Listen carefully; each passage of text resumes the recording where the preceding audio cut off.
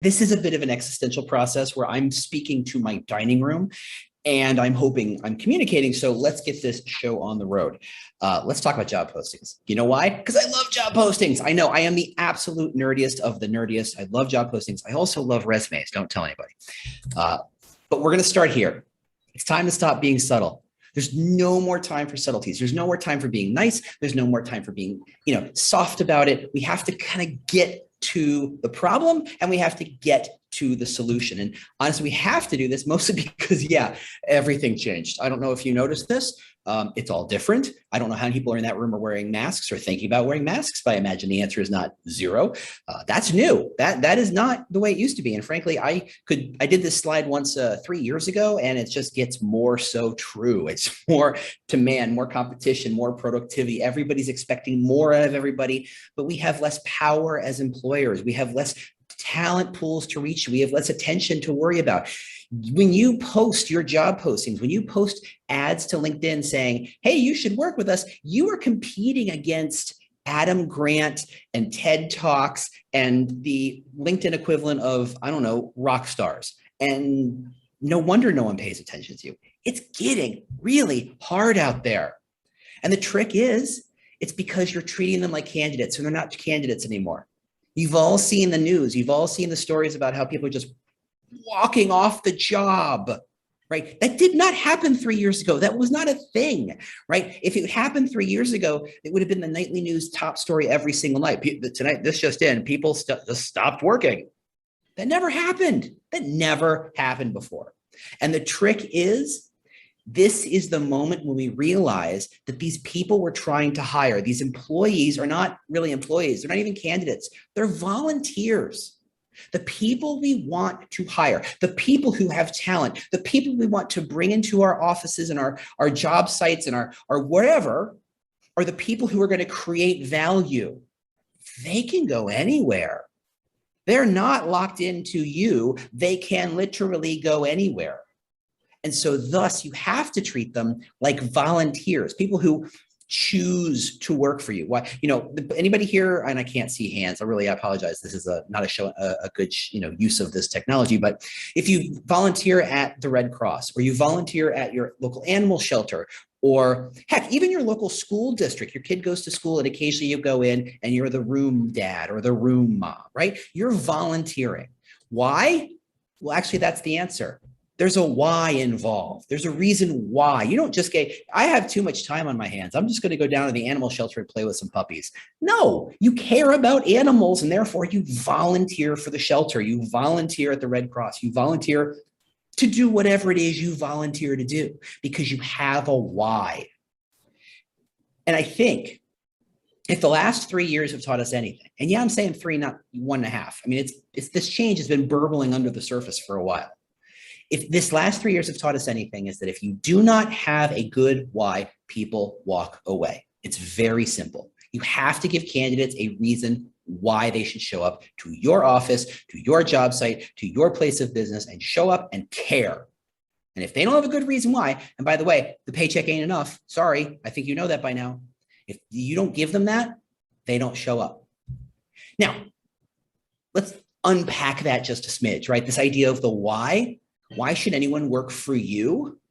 Now, if I asked you on a napkin or a piece of paper, whatever you have handy, just to write down why anyone should work for you, I'm going to hear a couple of different things over and over and over again.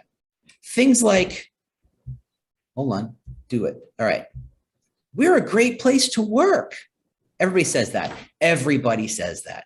The problem is the concept of we're a great place to work is literally half a sentence.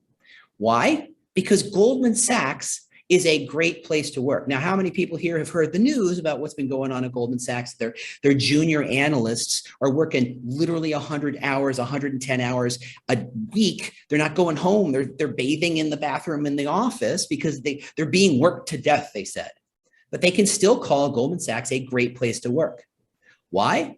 Because these are people who have chosen to give pretty much their entire 20s to never flying coach ever again.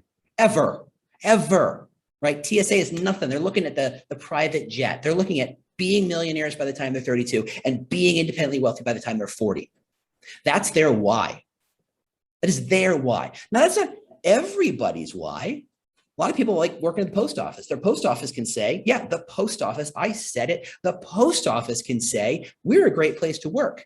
What do you mean? Well, if you're not interested in worrying and spending 10 hours a day or 12 hours a day worrying about work, if you like structure, if you like rigid constructs, if you like knowing at 5 o'clock, you just clock out and you're done. If you know that after 25 hours, or I'm sorry, 25 years of work, there's this thing called a pension. Is that even a word? A pension? I think that's a word. A pension at the end of the rainbow. And that's what you're doing it for, because you'd rather spend your time drinking beer or writing poetry or starting a website. I don't know what you're doing with your time. To them, the post office is a great place to work. Those two things are completely different, because this sentence right here, we're a great place to work, is half a sentence. The other half of the sentence is, for whom? For whom are you a great place to work? And if you don't know for whom you are an amazing place to work, you're toast. This is not a statement. This is not a complete sentence. We care. Everybody says that. We care about our employees. Really? Let me take a look at your benefits program. Really? You got a maternity room? Do you have more than the legal minimum of paternity and maternity leave? What do you care about? Again, half a sentence. We care. What about?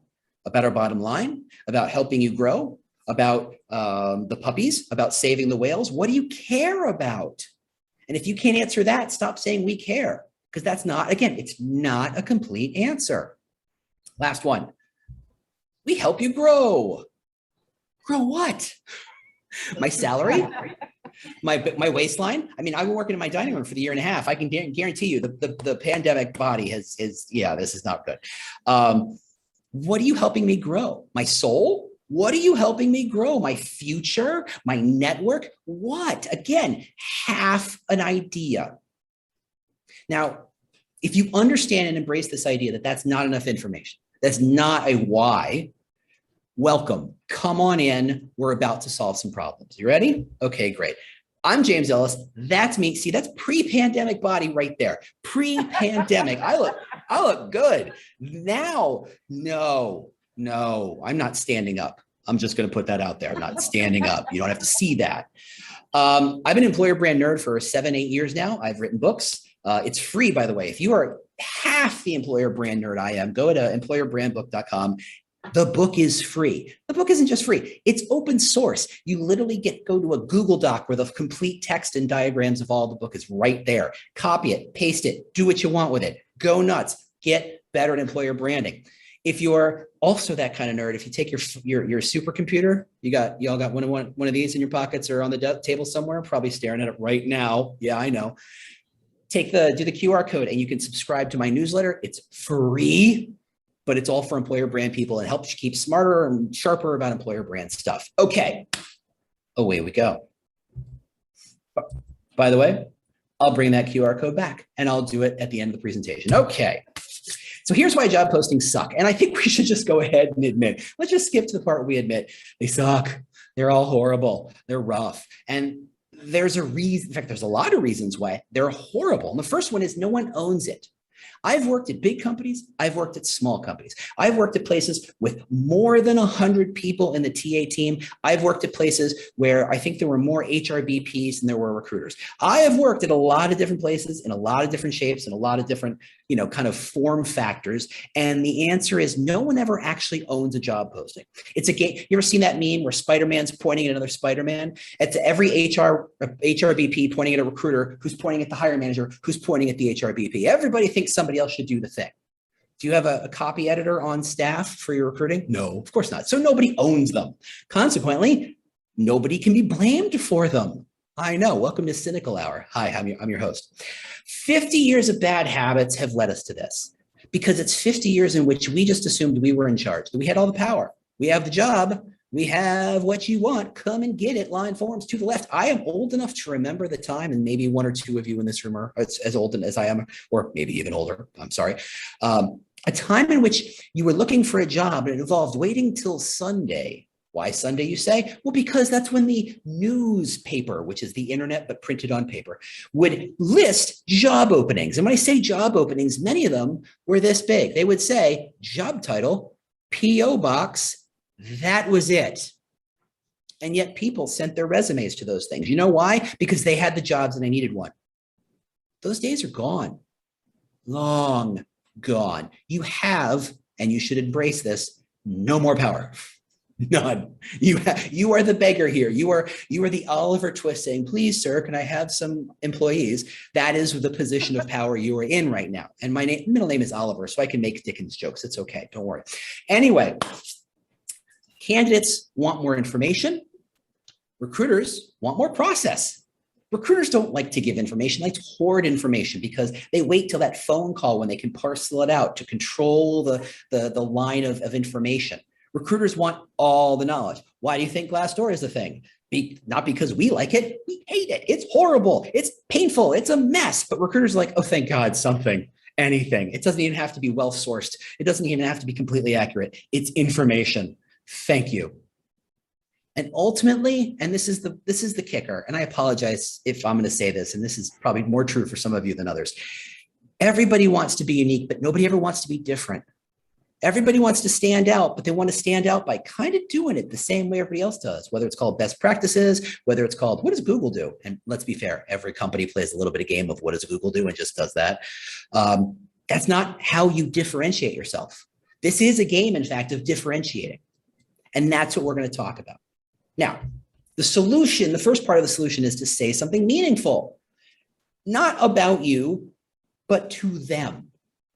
And remember, that's a getting test, that why. Why should they care about you? When you say you care, when you say you're a great place to work, what's the why? Take that why and look at it and say, does anybody else in my space, whether it's my industry or my just general geography or my talent competition set, does anybody say anything like this? If they don't, congratulations, you found a differentiated position. That's a magical, very expensive word that you can use with your boss right before you ask for a raise to say, this is what we're going to talk about. 2, this is crucial. If there's any HRBPs in the room, you're in for it. Job descriptions are legal documents. They are things that say, this is all the tasks in a job. You must be able to lift a certain amount of weight. You must have a car or reliable transportation. These are legal documents. They are horribly written. Again, legal documents. No one goes, ooh, it's time for bed. I'm going to go read some legal briefs. No one has said that. No one is hoping they convert a legal brief into a movie. Netflix is not optioning legal briefs. They're boring. They're hard to read. They're just atrocious. But we use them as job postings. We say, okay, well, that's the description of the job. Here, public, this is the job. Except this is your opportunity to make a marketing document, to say something interesting about this job. Now, when you post something to Indeed or LinkedIn or Glassdoor or wherever you post your jobs, no one expects it to be a legal document. And you may talk to your HRBPs and your legal team about all the different ramifications, but it really just means you don't have to be comprehensive about every single task they have to do. You don't have to put and all duties as assigned, which is just the catch-all for, I don't know what you're going to do, but you're going to do it when I tell you to do it. That is unnecessary. It's a marketing document, not a technical document. It's like if you were to watch a TV commercial for a car and then they just showed you the manual. No one needs that. Give them a reason to get excited. Think about marketing, not legal. 3rd solution. Stop thinking about your job postings as documents or as a document. One of the biggest problems I have is that people and recruiters and HRBPs, they write the job posting and they go, oh, I'm done. What, you're never hiring again? Give me a break. You're coming back to this the next week. Don't pretend it's never happening again. Don't pretend it's a once in a lifetime sort of situation. Don't think of it as a document. Think of it as a process. And that's what we're going to build today, a process for building job postings. What does that process look like? So glad you asked. Here it is. All right. Thanks, everybody. Good night. Oh, no, you need information. Okay, that's probably useful.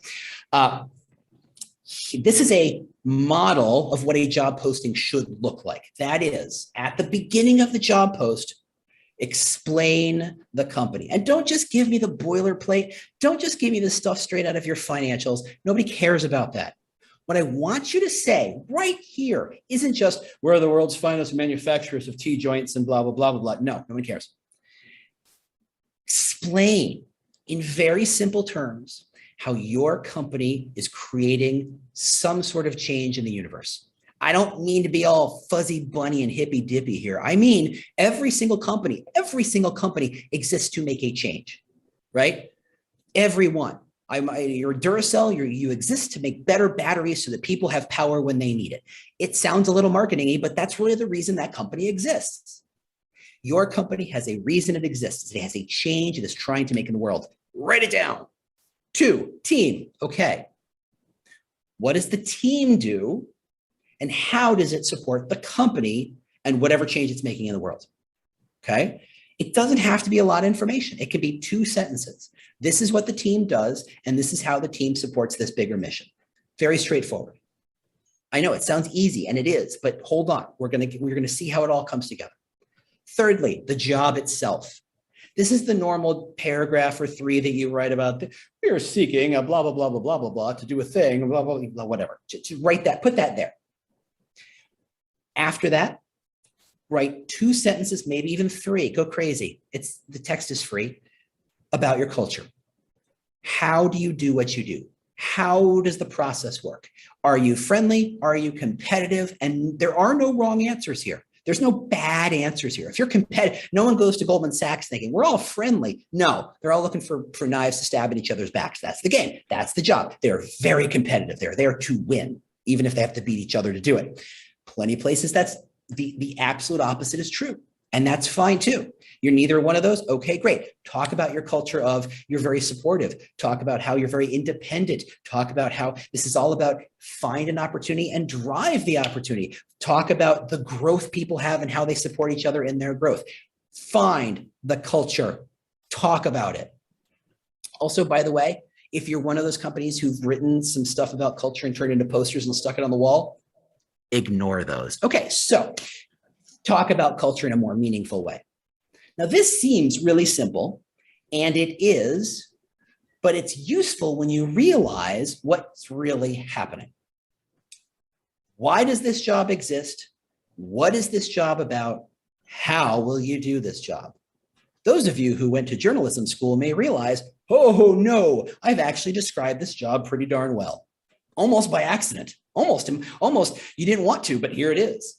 If you describe these 4 ideas, you've given the why, the what, and the how of this job. There's also one more magic thing that's happened here. Actually, I'm going to write that here. Let's do it this way. So one more time again, it's a paragraph about who the company is and the change you're making, a paragraph about the team and how they're supporting that company and how they're making that change, the paragraph about the role and how it supports the team, and a paragraph about how it gets done. What you're really doing here is creating a very clear line between what the company exists to do, whether it's big or small, it doesn't matter, and how this job helps it. No one wants a job. No one wants a job where it doesn't matter. No one wants a job where they cannot see how their work, their toil, their sweat, their passion, their whatever seems to just dissipate like ice melting, right? There are plenty of people right now who just go, why am I filling out this paperwork? Why am I putting this data together? What is this I'm doing for? What is the purpose here? And they can't see it.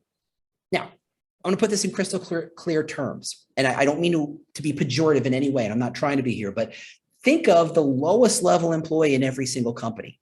Perhaps someone who works in workplace support or janitorial services. Right? If your mission of the company, heck, let's pretend we're Elon Musk for half a minute, except without the whole let's flee the earth sort of situation.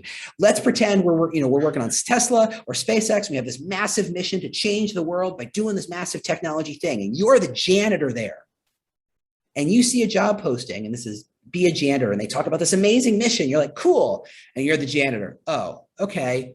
I don't see how those 2 things connect. You're going to Mars. I'm sweeping up dirt. I don't get it. But if you say, this is the company, this is the team and how it supports the company, and this is how the role supports the team, you're creating a clear through line between how your job matters to the mission. And that underscores the idea that your job matters. Subtext, you matter. That's not something you see very often in job postings, sadly. And we should. It's super important. You're effectively saying, I see you and I see your value enough to write a job posting that doesn't completely suck. Please come on in. Now, anybody who likes to think about job postings, they know there's a conversation around, are bullets necessary? And I don't live in either camp. I can go either way. I'm not a big deal. But if you're going to use bullets, let's talk about bullets, because bullets have to be done properly, right? The bullets of duties and tasks and requirements. Start by changing those labels, because those labels suck. Those labels sound like robots arguing with lawyers wrote them, okay? And no one wants to work at that company. I don't know what that company is, but nobody wants to be a part of that company. So instead of duties and tasks, here's what your day will be like, or here's what you'll be doing, or here's some of the things you work on. Doesn't it sound like a human wrote it instead of a lawyer? And yeah, I just equated lawyers as being non-humans. What are you going to do? I'm in Chicago. What can you do? What can you do? Anyway, instead of saying requirements, say the kinds of people we want to talk to have a lot of the following. Say, we're excited if you have. Say, we assume a lot of great candidates will have some of these things. Why? Okay, yes, being human, that's good. But the other really interesting thing here is that you're opening the doors. There's you all know Sephora, they're the makeup company. They have retail locations all around the country and probably globally. If I asked you how many women work in your coding or engineering side, I'm going to guess you're sitting in the single, maybe just cracking the double digits. Sephora, 70% of their developers are women, not 17, 70. Why? It's because women who code love lipstick, obviously. No, come on. What it is that's a whole company who make nothing but products mostly for women, owned by a company of women, and they're staffed by women. And so therefore they talk to women about things that women care about. And thus, you know who shows up? Thank you. Okay, I don't have to spell that out. You're smart people. That's what they do. What they say is not requirements, but we're excited if you have. They say, we assume great candidates are going to have some of the following because the statistics are crystal clear. If you call those things requirements and you have 6 of them, and I'm a dude and I hit 5 of them, I go, sure, what the hell? I'm hitting the button, apply. But the numbers are pretty clear. If you're a woman and you only hit 5 of them, you go, I'm not qualified. And you walk away. Do you want your candidates to walk away? No. So change the language, change the label. There's another part that makes bullets magical. Ready? It's a model by which you actually write the bullets. And this is going to look like gobbledygook for about the next 30 seconds. And I will make it all clear, I promise. Instead of writing the bullets the way you write them, right? Must have 7+ years experience of blah, blah, blah, blah, blah. Must know Tableau. I don't know, whatever you want. Instead, write them in this model. Here is an experience or skill to do a task in order to achieve some sort of goal or purpose, right? Take a picture of this, because I mean, when I say magic, I mean magic. It's just amazing stuff what this does. Let me show you how it works. So instead, oh yeah, right. Thank you, me. Thank you, past me, who wrote this slide. So you think you're trying to document a job with these bullets, but that's not what you're doing, because that's actually impossible. By the way, 30-second side here. The reason why it's impossible is because jobs aren't jobs anymore. They change. The second you write down what that job is the second you said, I have a set of instructions on what that job should be. Give it to a robot. All good jobs are, hey, help us solve these problems. We don't have all the answers. And tomorrow, the problems will probably change. So therefore, your job will probably change. So stop pretending that you can document a job and put them in a box. Very few jobs do that, right? Very few. And if they do, again, replaced by robots very shortly. So instead of thinking about this as just documenting a job, which, what are you, an anthropologist? No, probably not. What you're actually doing is creating proof points. What you're doing is saying, when we say we're all about these things, this is what we mean. It connects a dot between, here are the things we're asking you to have. Then you say, why? Why do we want you to have these things? And what this does very quickly is it suddenly makes that whole must have 7 years experience in blah, blah, blah, kind of fall apart, crumble like old cheese, right? It's just like, yeah, why 7 years? Why not 6.5? Why not 6? Why even have a college degree? Why have those things? Are they legitimately necessary to have those things? No. I always tell tech recruiters who say things like, well, they must have X number of years experience in this programming language and they must have a college degree. I said, okay, if I brought you, I don't know, some guy named Zuckerberg and said he would like to work here, would you hire him? They go, yeah, of course. I said, well, he's neither a college degree nor those years of experience in the coding language, so you're a liar, stop lying. If they're really requirements, keep them, write them this way. If they're not requirements, get rid of them. Okay. Let me give you some examples of what I mean here. Ready? Must have intermediate Excel experience is a line I see all the time, and I still have no idea what it means because it means something different to everybody, right? Does intermediate experience, does that mean you understand how to go from cell to cell? Does it mean you know what a formula is? Does it mean you actually know what a VLOOKUP is? And for those of you who know Excel, you're following right along, and wonderbar. Thank you so much. People who don't know what intermediate looks like. They don't know that you can literally code inside an Excel spreadsheet. It's amazing stuff. You get macros and all sorts of whatever, VBA script. If you don't know, you don't know. So when you say must have intermediate Excel experience, you're kind of saying nothing except Excel's a thing we think we care about. But if you rate that to be, you will use Excel, experience or skill, to run pivot tables, which is the task, in order to find sales opportunities, magic has happened, right? First off, not you must have Excel, but this is the things inside Excel we want you to do. Now it's not, what does intermediate mean? He goes, oh, pivot tables. I know that or I don't know that. Simple as that.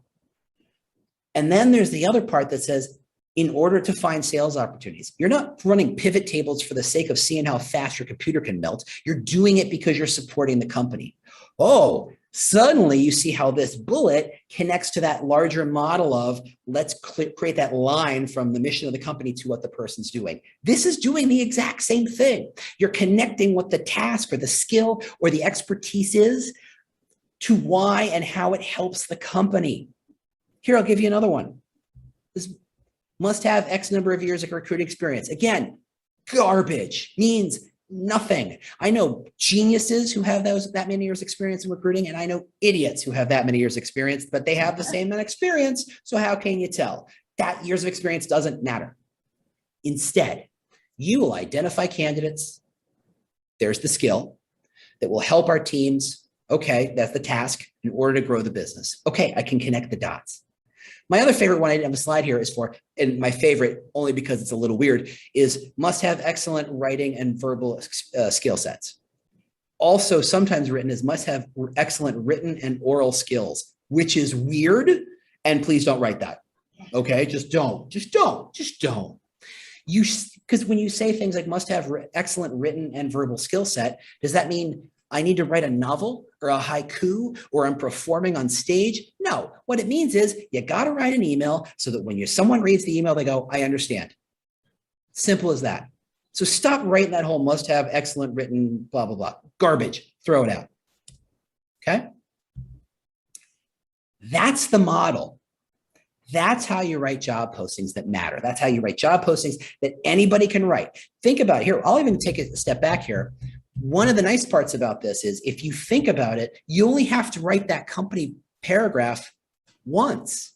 You only have to write that culture paragraph once. You only have to write that team paragraph a couple of times until you've documented all the teams. And suddenly you have all this copy, all this language, all this narrative around what the company is and how those teams support the company. You just go to the other team, copy those sections, drop them in your new one and write your paragraph about the job. And suddenly it didn't take long for you to write an excellent job posting.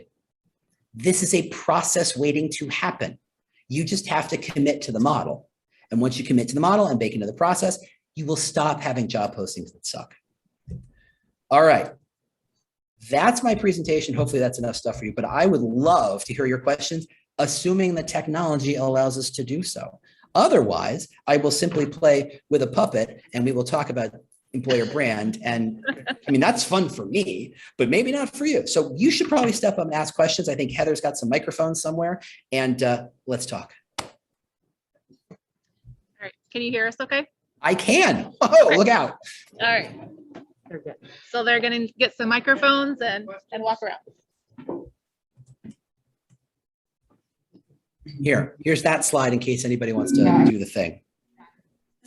Okay. Man, I look good in that picture. Oh, long ago. It's on. Do you want me to unplug you? This is good. We have. Any questions, anyone? Yeah, raise a hand.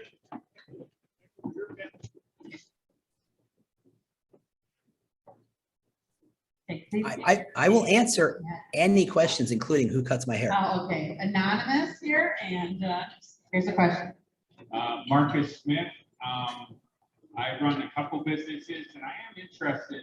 I'm actually going through the hiring process now, so you shared a lot of good information. I really appreciate that. And I did take pictures, so I hope that was okay. I'm asking for forgiveness. Okay, so with that said, what do you think with the different generations have an impact? You know, millennials, Gen Z, there is so much difference. You know, some, they just don't want to stay, they'll move job to job here versus others. How does that impact everything equal?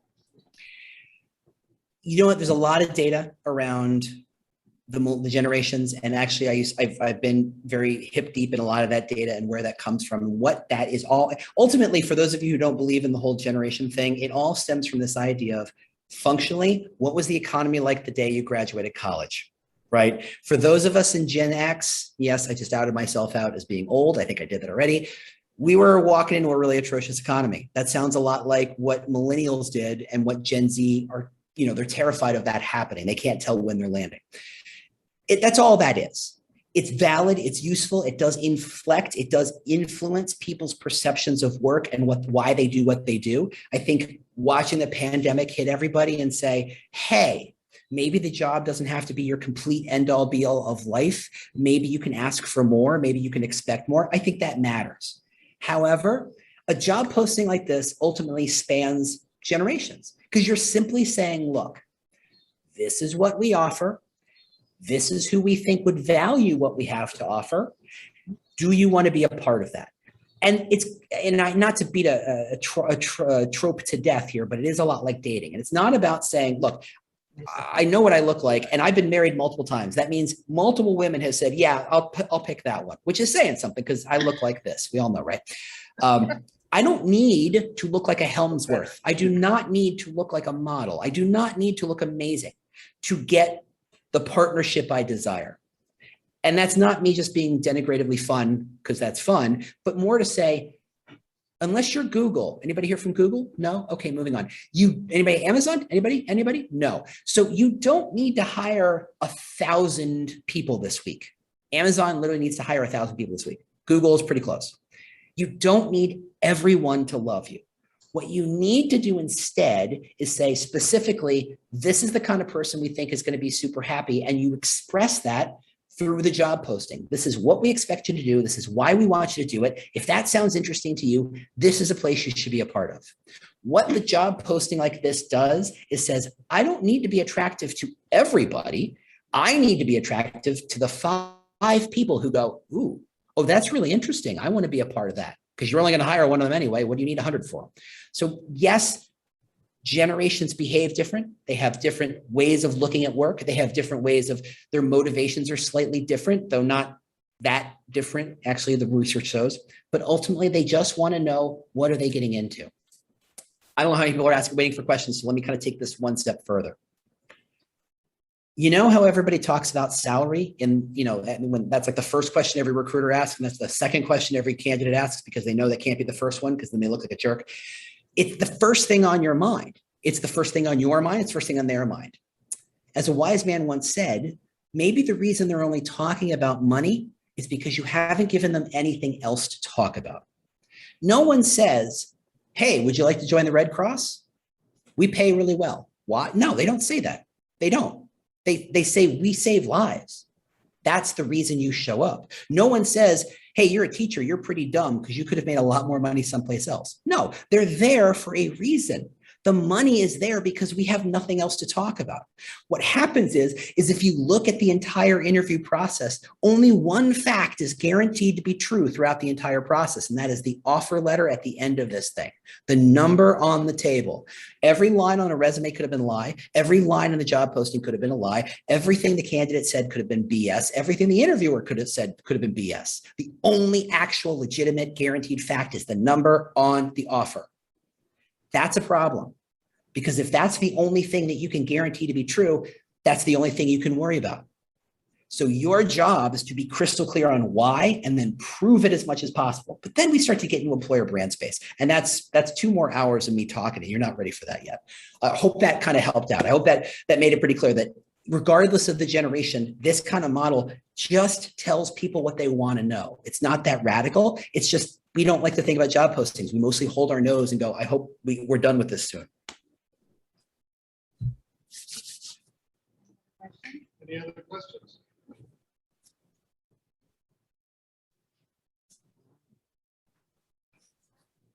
Started with, how does somebody get started? This process. If there's a lot of information that you provided, as you said, how does somebody identify what the first step should be? So, Sorry. so I How know, do they evaluate what they, how do they mark themselves? What is that good point? What tells them that they're unique? I'm going to ask you to ask that question one more time because you cut out a little bit. This is a really interesting question, I think. I just want to make sure I got it. How does somebody get started with identifying what their first step should be? And how do they determine whether or not they, what makes them unique? That is a great question. The numbers are pretty hilarious. There's like 18 million businesses in the United States alone, 18 million businesses, all who think they're special and different, unique little snowflakes, and they're changing the world in their own particular way. And they are. They are. The differences are not always obvious. The difference between, let's say, a Google and an American Standard is pretty night and day, despite the fact that their job postings look remarkably similar, but that's neither here nor there. They're very different companies. And that's a really easy kind of like compare contrast to make. The difference between 2 plumbing companies, that's hard to say. That is hard to say. And so what you need to do is say, understand first off, what's around you. If you're hiring, and I'm just picking on plumbers because it just popped in my head. If you're trying to hire plumbers or hire people to work in a plumbing factory or a plumbing warehouse or a distribution facility, or even driving trucks to go take plumbing supplies from place to place, those jobs would normally be referred to as commoditized, right? They're kind of the same job wherever you go. But you also know that the difference between getting someone really good and really who cares and is passionate about helping people and someone who just kind of phones it in is night and day. Those 2 people are inherently almost the same. The difference between those 2 people is very, very minimal. So you can take a lesson to say, okay, I don't have to be radically different. I don't have to be the plumbing's version of Google and offer everybody free M&Ms and snack rooms every day. I can find something that I say, this is what I care about most. Maybe it's that you care about making sure everybody goes home at 5, that you care about work-life balance. Maybe it's that you care that people are learning and growing and they have not a job, but an opportunity at a career. Maybe what you're offering is a chance to collaborate and feel like they're part of something bigger. Maybe what you're offering is a chance to say, to have some opportunity to say, look, take this however you want. Take this in whatever direction you want. It's up to you. You determine your own level of involvement. Those things are fuzzy. They're fairly abstract, certainly. But if you look at the 3 other plumbing warehouses in your area, they're not saying those things. So pick something that is true for you that they aren't saying. Honestly, for most companies, that level of depth, which is not very deep at all, that level of examination is night and day over what most companies do. Most companies say, I have a paycheck, do you want a job? It's a very transactional world. We're trading your time for this money, and that's it. Maybe you can say, look, we're a place where it's not so much that at our office, we have to go on the company picnic. It's that the employees organized a softball league and the CEO shows up and gives money, makes sure they have t-shirts. There's some story that is unique to you.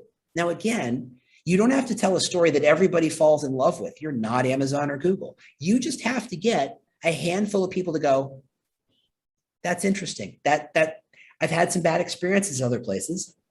That sounds like a place I'd want to work.